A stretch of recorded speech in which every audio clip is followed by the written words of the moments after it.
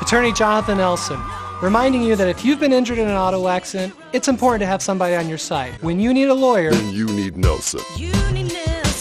On December 10th, the fierce fighting between Israel and Hamas militants continued across the Gaza Strip. According to reports, Israel has indicated that it's prepared to fight for months or even longer in order to defeat Hamas rulers. The UN Security General Antonio Guterres fears the worst for the civilians within the Gaza Strip, which 90% of its population has been displaced within the territory. The UN Security General went on to state that, "Expect public order to completely break down soon, and an even worse situation could unfold, including epidemic diseases and increased pressure for mass displacement into Egypt." However, Elon Levy, a spokesman for the Israeli government, claims that allegations of mass displacement were outrageous and false. Qatar's Emir, Sheikh Tamim bin Hamad Al Thani, who played a key role in mediation between Israel and Hamas during the war, has been attempting further mediation efforts in order to both stop the war and have all hostages released. However, he commented that they aren't seeing the same willingness that they saw in weeks prior.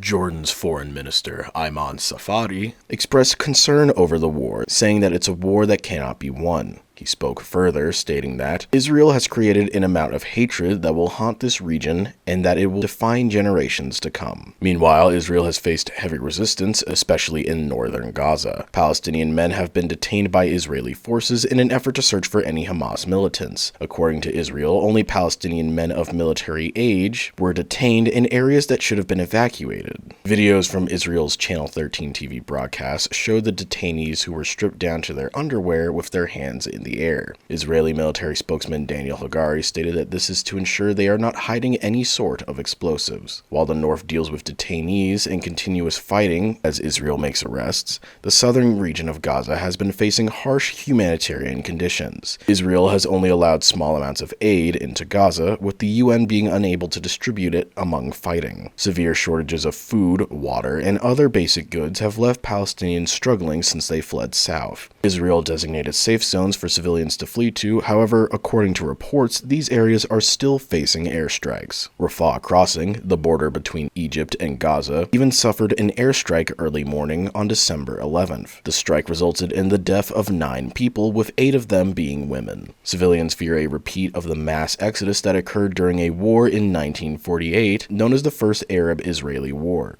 which resulted in the expulsion of over 700,000 Palestinian Arabs. In the war's third month, the death toll has now shot over 17,900, with the majority of them being women and children, according to the Gaza Health Ministry. Keep in mind that they do not differentiate, however, between civilian deaths and combatant deaths. An approximate number of 1,300 people died on Israeli side, with the majority of that number coming from the initial attack that sparked the war on October 7th. This includes 104 soldiers who were killed during the ground offensive in Gaza, and Hamas still has 117 of the 240 people that were taken hostage during the October 7th attack.